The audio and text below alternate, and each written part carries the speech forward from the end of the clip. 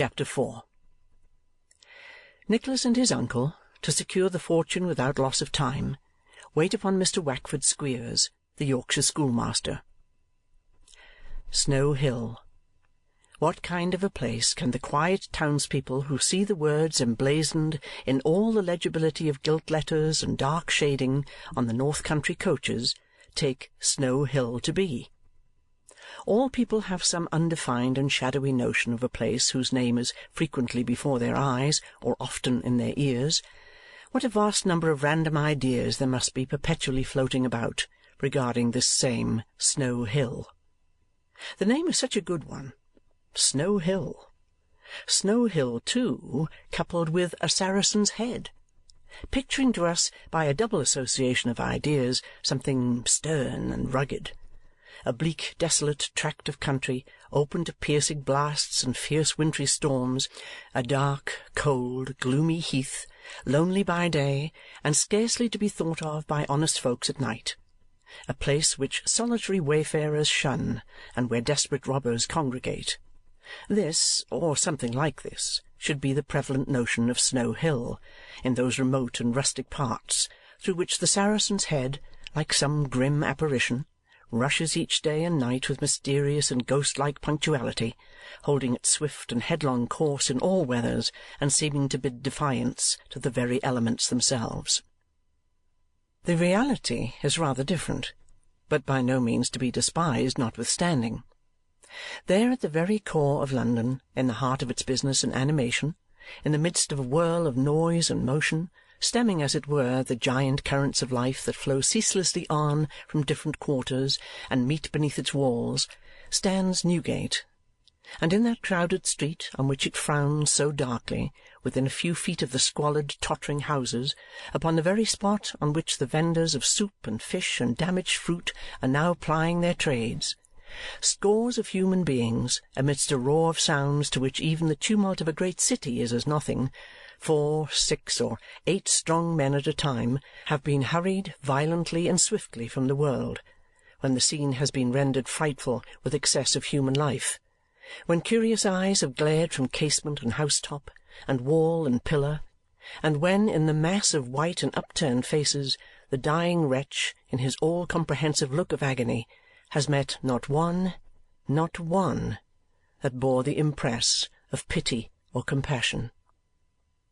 Near to the jail, and by consequence near to Smithfield also, and the Compter, and the bustle and noise of the city, and just on that particular part of Snow Hill where omnibus horses going eastward seriously think of falling down on purpose, and where horses in hackney cabriolets going westward not unfrequently fall by accident, is the coach-yard of the Saracen's Head Inn, its portal guarded by 2 Saracens' heads and shoulders, which it was once the pride and glory of the choice spirits of this metropolis to pull down at night, but which have for some time remained in undisturbed tranquillity, possibly because this species of humour is now confined to St. James's parish, where door-knockers are preferred as being more portable, and bell-wires esteemed as convenient toothpicks.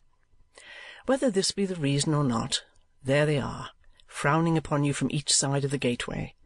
The inn itself, garnished with another Saracen's Head, frowns upon you from the top of the yard, while from the door of the hind boot of all the red coaches that are standing therein, there glares a small Saracen's Head with a twin expression to the large Saracen's Head below, so that the general appearance of the pile is decidedly of the Saracenic order.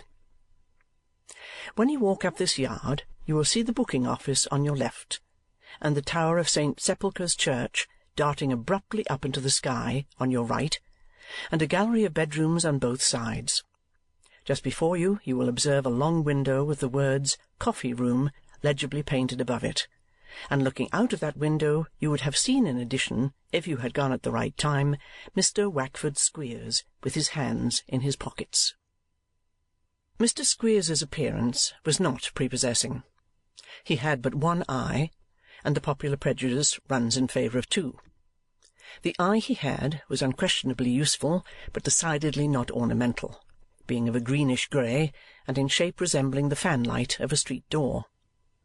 The blank side of his face was much wrinkled and puckered up, which gave him a very sinister appearance, especially when he smiled, at which time his expression bordered closely on the villainous. His hair was very flat and shiny, save at the ends, where it was brushed stiffly up from a low protruding forehead, which assorted well with his harsh voice and coarse manner. He was about 2 or 3 and 50, and a trifle below the middle size. He wore a white neckerchief with long ends, and a suit of scholastic black.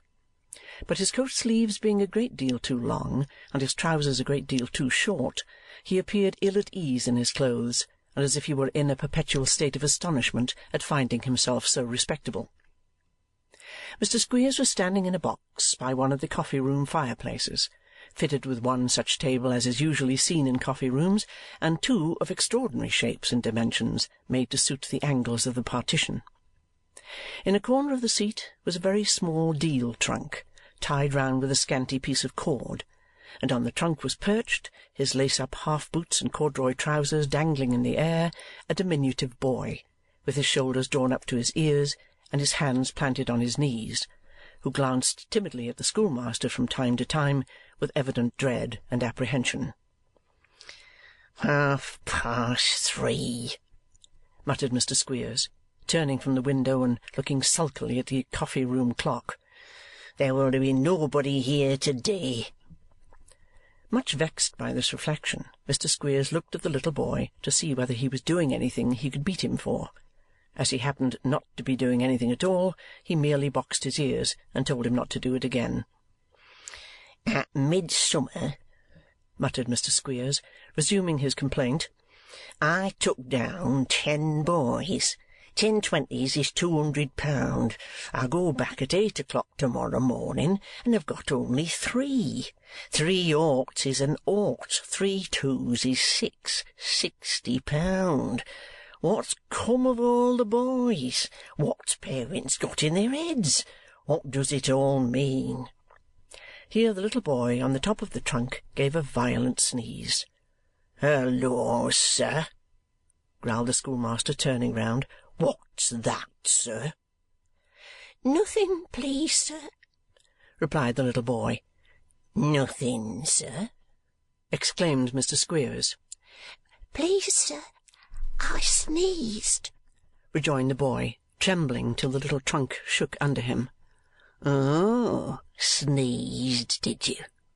Retorted Mr. Squeers. Then what did you say nothing for, sir? In default of a better answer to this question, the little boy screwed a couple of knuckles into each of his eyes and began to cry. Wherefore Mr. Squeers knocked him off the trunk with a blow on one side of the face, and knocked him on again with a blow on the other.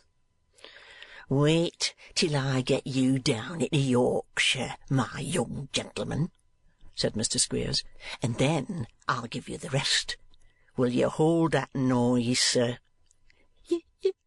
Yes, sobbed the little boy, rubbing his face very hard with the beggar's petition in printed calico. Then do so at once, sir, said Squeers. Do you hear? As this admonition was accompanied with a threatening gesture and uttered with a savage aspect, the little boy rubbed his face harder, as if to keep the tears back, and beyond alternately sniffing and choking, gave no further vent to his emotions. Mr. Squeers, said the waiter, looking in at this juncture, here's a gentleman harking for you at the bar.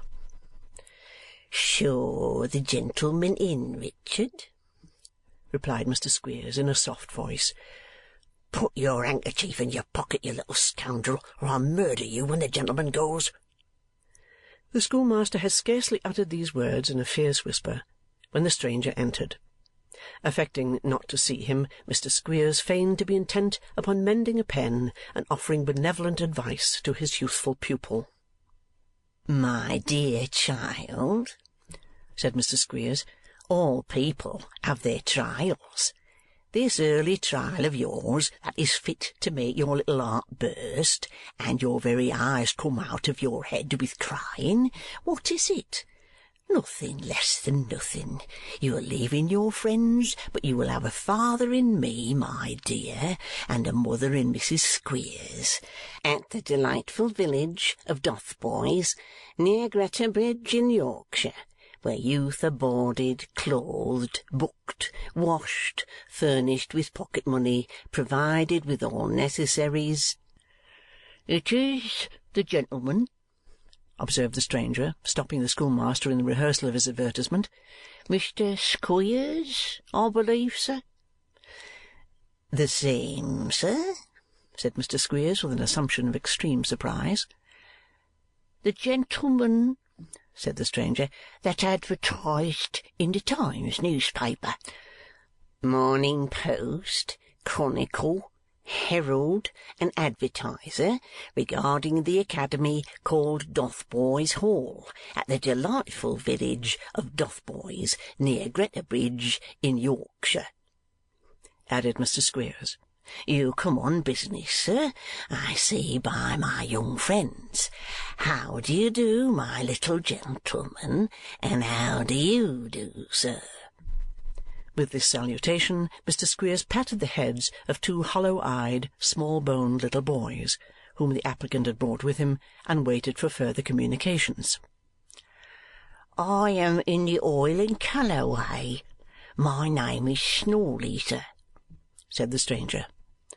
Squeers inclined his head as much as to say, "And a remarkable pretty name too." The stranger continued. "I have been thinking, Mr. Squeers, of placing my two boys at your school."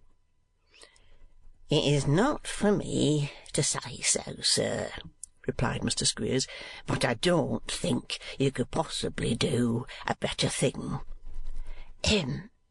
Said the other. £20 per annum, I believe, Mr. Squeers?" "Guineas," rejoined the schoolmaster with a persuasive smile. "Pounds for two, I think, Mr. Squeers," said Mr. Snawley solemnly. "I don't think it could be done, sir," replied Squeers, as if he had never considered the proposition before. "Let me see. 4 5s is 20. Double that, and deduct well, £1 either way shall not stand betwixt us. You must recommend me to your connections, sir, and make it up that way." "They're not great eaters," said Mr. Snawley. "Oh, that doesn't matter at all," replied Squeers. "We don't consider the boys' appetites at our establishment." This was strictly true. They did not. "Every wholesome luxury, sir, that Yorkshire can afford," continued Squeers, "every beautiful moral that Mrs. Squeers can instil, in short, every comfort of a home that a boy could wish for will be theirs, Mr. Snawley." "I should wish their morals to be particularly attended to," said Mr. Snawley. "I'm glad of that, sir," replied the schoolmaster, drawing himself up. "They have come to the right shop for morals, sir." "You are a moral man yourself?" said Mr. Snawley. "I rather believe I am, sir," replied Squeers.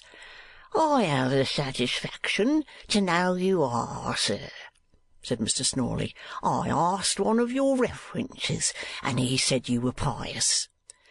"Well, sir, I hope I am a little in that line," replied Squeers. "I hope I am also," rejoined the other. "Could I say a few words with you in the next box?" "By all means," rejoined Squeers with a grin. "My dears, will you speak to your new playfellow a minute or two? That is one of my boys, sir. Belling his name is. A Taunton boy, that, sir." "Is he indeed?" rejoined Mr. Snawley, looking at the poor little urchin as if he were some extraordinary natural curiosity. "He goes down with me to-morrow, sir," said Squeers. "That's his luggage that he is a-sitting upon now. Each boy is required to bring, sir, 2 suits of clothes, 6 shirts, 6 pair of stockings, 2 nightcaps, 2 pocket-handkerchiefs, 2 pair of shoes, 2 hats, and a razor." "A razor?" exclaimed Mr. Snawley, as they walked into the next box. "What for?" "To shave with," replied Squeers, in a slow and measured tone.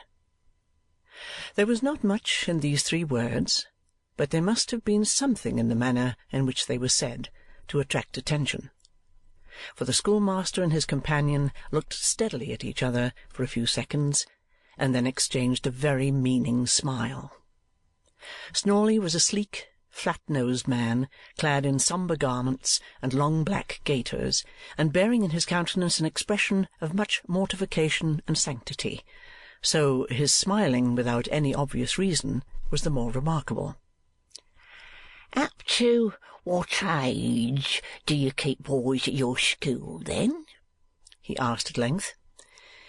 "Just as long as their friends make the quarterly payments to my agent in town, or until such time as they run away," replied Squeers. "Let us understand each other. I see we may safely do so. What are these boys? Natural children?" "No," rejoined Snawley, meeting the gaze of the schoolmaster's one eye. "They ain't." "I thought they might be," said Squeers coolly. "We have a good many of them. That boy's one." "Him in the next box?" said Snawley. Squeers nodded in the affirmative. His companion took another peep at the little boy on the trunk, and, turning round again, looked as if he were quite disappointed to see him so much like other boys, and said he should hardly have thought it. "He is," cried Squeers. "But about those boys of yours, you wanted to speak to me." "Yes," replied Snawley. "The fact is, I'm not their father, Mr. Squeers. I'm only their father-in-law." "Oh, is that it?" said the schoolmaster. "That explains it at once. I was wondering what the devil you were going to send them to Yorkshire for. Oh, I understand now." "You see, I've married the mother," pursued Snawley. "It's expensive, keeping boys at home, and as she has a little money in her own right, I'm afraid women are so very foolish, Mr. Squeers, as she might be led to squander it on them, which would be their ruin, you know." "I see," returned Squeers, throwing himself back in his chair and waving his hand. "And this," resumed Snawley, "has made me anxious to put them to some school a good distance off, where there are no holidays, none of those ill-judged coming home twice a year that unsettle children's minds so, and where they may rough it a little. You comprehend?" "The payment's regular, and no questions asked," said Squeers, nodding his head. "That's it exactly," rejoined the other. "Morals strictly attended to, though." "Strictly," said Squeers. "Not too much writing home allowed, I suppose?" said the father-in-law, hesitating. "None, except a circular at Christmas to say they never was so happy and hope they may never be sent for," rejoined Squeers. "Nothing could be better," said the father-in-law, rubbing his hands. "Then, as we understand each other," said Squeers, "will you allow me to ask you whether you consider me a highly virtuous, exemplary, and well-conducted man in private life, and whether, as a person whose business it is to take charge of youth, you place the strongest confidence in my unimpeachable integrity, liberality, religious principles, and ability?" "Certainly I do," replied the father-in-law, reciprocating the schoolmaster's grin. "Perhaps you won't object to say that, if I make you a reference?" "Not in least in the world." "That's your sort," said Squeers, taking up a pen. "This is doing business, and that's what I like." Having entered Mr. Snawley's address, the schoolmaster had next to perform the still more agreeable office of entering the receipt of the first quarter's payment in advance, which he had scarcely completed when another voice was heard inquiring for Mr. Squeers. "Here he is," replied the schoolmaster. "What is it?" "Only a matter of business, sir," said Ralph Nickleby, presenting himself, closely followed by Nicholas. "There was an advertisement of yours in the papers this morning." "There was, sir. This way, if you please," said Squeers, who had by this time got back to the box by the fireplace. "Won't you be seated?" "Why, I think I will," replied Ralph, suiting the action to the word, and placing his hat on the table before him. "This is my nephew, sir, Mr. Nicholas Nickleby." "How do you do, sir?" said Squeers. Nicholas bowed, said he was very well, and seemed very much astonished at the outward appearance of the proprietor of Dotheboys Hall, as indeed he was. "Perhaps you recollect me?" said Ralph, looking narrowly at the schoolmaster. "You paid me a small account at each of my half-yearly visits to town for some years, I think, sir," replied Squeers. "I did," rejoined Ralph. "For the parents of a boy named Dawker, who unfortunately died at Dotheboys Hall," said Ralph, finishing the sentence. "I remember very well, sir," rejoined Squeers. "Ah, Mrs. Squeers, sir, was as partial to that lad as if he had been her own. The attention, sir, that was bestowed upon that boy in his illness, dry toast and warm tea offered him every night and morning when he couldn't swallow anything, a candle in his bedroom on the very night he died, the best dictionary set up for him to lay his head upon. I don't regret it, though. It is a pleasant thing to reflect that one did one's duty by him." Ralph smiled, as if he meant anything but smiling, and looked round at the strangers present. "These are only some pupils of mine," said Wackford Squeers, pointing to the little boy on the trunk and the two little boys on the floor, who had been staring at each other without uttering a word, and writhing their bodies into most remarkable contortions according to the custom of little boys when they first become acquainted. "This gentleman, sir, is a parent who is kind enough to compliment me upon the course of education adopted at Dotheboys Hall, which is situated, sir, at the delightful village of Dotheboys, near Greta Bridge in Yorkshire, where youth are boarded, clothed, booked, washed, furnished with pocket money." "Yes, we know all about that, sir," interrupted Ralph testily. "It's in the advertisement." "You are very right, sir. It is in the advertisement," replied Squeers. "And in the matter of fact, besides," interrupted Mr. Snawley, "I feel bound to assure you, sir, and I am proud to have this opportunity of assuring you, that I consider Mr. Squeers a gentleman highly virtuous, exemplary, well-conducted, and—" "I make no doubt of it, sir," interrupted Ralph, checking the torrent of recommendation. "No doubt of it at all. Suppose we come to business." "With all my heart, sir," rejoined Squeers. "Never postpone business. It's the very first lesson we instil in our commercial pupils. Master Belling, my dear, always remember that. Do you hear?" "Yes, sir," repeated Master Belling. "He recollects what it is, does he?" said Ralph. "Tell the gentleman," said Squeers. "Never," repeated Master Belling. "Very good," said Squeers. "Go on." "Never," repeated Master Belling again.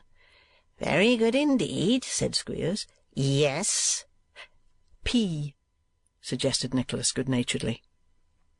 "Perform business," said Master Belling. "Never perform business." "Very well, sir," said Squeers, darting a withering look at the culprit. "You and I will perform a little business on our private account by and by." "And just now," said Ralph, We had better transact our own, perhaps." "If you please," said Squeers. "Well," resumed Ralph, "it's brief enough, soon broached, and I hope easily concluded. You have advertised for an able assistant, sir." "Precisely so," said Squeers. "And you really want one?" "Certainly," answered Squeers. "Here he is," said Ralph. "My nephew Nicholas. Hot from school, with everything he learnt there fermenting in his head, and nothing fermenting in his pocket, is just the man you want." "I'm afraid," said Squeers, perplexed with such an application from a youth of Nicholas's figure, "I'm afraid the young man won't suit me." "Yes, he will," said Ralph. "I know better. Don't be cast down, sir. You will be teaching all the young noblemen in Dotheboys Hall in less than a week's time, unless this gentleman is more obstinate than I take him to be." "I fear, sir," said Nicholas, addressing Mr. Squeers, "that you object to my youth, and to my not being a Master of Arts." "The absence of a college degree is an objection," replied Squeers, looking as grave as he could, and considerably puzzled, no less by the contrast between the simplicity of the nephew and the worldly manner of the uncle than by the incomprehensible allusion to the young nobleman under his tuition. "Look here, sir," said Ralph, "I'll put this matter in its true light in 2 seconds." "If you'll have the goodness," rejoined Squeers. "This is a boy, or a youth, or a lad, or a young man, or a hobbledehoy, or whatever you like to call him, of 18 or 19, or thereabouts," said Ralph. "That I see," observed the schoolmaster. "So do I," said Mr. Snawley, thinking it as well to back his new friend occasionally. "His father is dead, he is wholly ignorant of the world, has no resources whatever, and wants something to do," said Ralph. "I recommend him to this splendid establishment of yours as an opening which will lead him to fortune if he turns it to proper account. Do you see that?" "Everybody must see that," replied Squeers, half imitating the sneer with which the old gentleman was regarding his unconscious relative. "I do, of course," said Nicholas eagerly.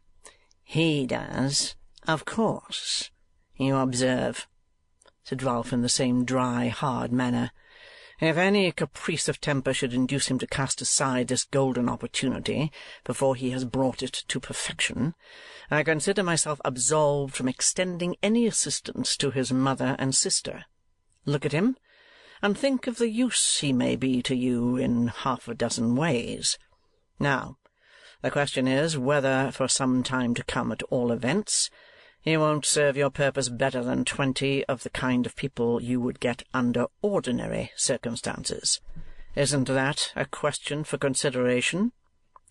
"Yes, it is," said Squeers, answering a nod of Ralph's head with a nod of his own. "Good," rejoined Ralph. "Let me have 2 words with you." The 2 words were had apart. In a couple of minutes Mr. Wackford Squeers announced that Mr. Nicholas Nickleby was from that moment thoroughly nominated to and installed in the office of first assistant master at Dotheboys Hall. "Your uncle's recommendation has done it, Mr. Nickleby," said Wackford Squeers. Nicholas, overjoyed at his success, shook his uncle's hand warmly, and could almost have worshipped Squeers upon the spot. "He is an odd-looking man," thought Nicholas. What of that? Porson was an odd-looking man, and so was Dr. Johnson. All these bookworms are. "At 8 o'clock to-morrow morning, Mr. Nickleby," said Squeers, "the coach starts. You must be here at 4:15, as we take these boys with us." "Certainly, sir," said Nicholas. "And your fare down I have paid," growled Ralph, "so you'll have nothing to do but keep yourself warm." Here was another instance of his uncle's generosity. Nicholas felt his unexpected kindness so much that he could scarcely find words to thank him. Indeed, he had not found half enough when they took leave of the schoolmaster and emerged from the Saracen's Head gateway. "I shall be here in the morning to see you fairly off," said Ralph. "No skulking." "Thank you, sir," replied Nicholas. "I shall never forget this kindness." "Take care you don't," replied his uncle. "You had better go home now and pack up what you have got to pack. Do you think you could find your way to Golden Square first?" "Certainly," said Nicholas. "I can easily inquire." "Leave these papers with my clerk, then," said Ralph, producing a small parcel, "and tell him to wait till I come home." Nicholas cheerfully undertook the errand, and bidding his worthy uncle an affectionate farewell, which that warm-hearted old gentleman acknowledged by a growl, hastened away to execute his commission. He found Golden Square in due course. Mr. Noggs, who had stepped out for a minute or so to the public-house, was opening the door with a latch-key as he reached the steps. "What's that?" inquired Noggs, pointing to the parcel. "Papers from my uncle," replied Nicholas, "and you're to have the goodness to wait till he comes home, if you please." "Uncle?" cried Noggs. "Mr. Nickleby," said Nicholas in explanation. "Come in," said Newman. Without another word, he led Nicholas into the passage, and thence into the official pantry at the end of it, where he thrust him into a chair, and mounting upon his high stool, sat with his arms hanging straight down by his sides, gazing fixedly upon him as from a tower of observation. "There is no answer," said Nicholas, laying the parcel on a table beside him. Newman said nothing, but folding his arms, and thrusting his head forward so as to obtain a nearer view of Nicholas's face, scanned his features closely. "No answer," said Nicholas, speaking very loud, under the impression that Newman Noggs was deaf. Newman placed his hands upon his knees, and, without uttering a syllable, continued the same close scrutiny of his companion's face. This was such a very singular proceeding on the part of an utter stranger, and his appearance was so extremely peculiar, that Nicholas, who had a sufficiently keen sense of the ridiculous, could not refrain from breaking into a smile as he inquired whether Mr. Noggs had any commands for him. Noggs shook his head and sighed, upon which Nicholas rose, and remarking that he required no rest, bade him good morning. It was a great exertion for Newman Noggs, and nobody knows to this day how he ever came to make it, the other party being wholly unknown to him, but he drew a long breath and actually said out loud, without once stopping, that if the young gentleman did not object to tell, he should like to know what his uncle was going to do for him. Nicholas had not the least objection in the world, but on the contrary was rather pleased to have an opportunity of talking on the subject which occupied his thoughts.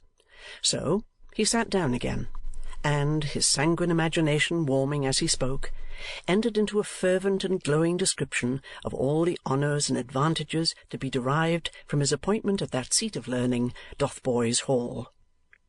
"But what's the matter? Are you ill?" said Nicholas, suddenly breaking off as his companion, after throwing himself into a variety of uncouth attitudes, thrust his hands under the stool and cracked his finger-joints as if they were snapping all the bones in his hands. Newman Noggs made no reply, but went on shrugging his shoulders and cracking his finger-joints, smiling horribly all the time, and looking steadfastly at nothing out of the tops of his eyes in a most ghastly manner. At first Nicholas thought the mysterious man was in a fit, but on further consideration decided that he was in liquor, under which circumstances he deemed it prudent to make off at once. He looked back when he had got the street door open. Newman Noggs was still indulging in the same extraordinary gestures, and the cracking of his fingers sounded louder than ever. Chapter 4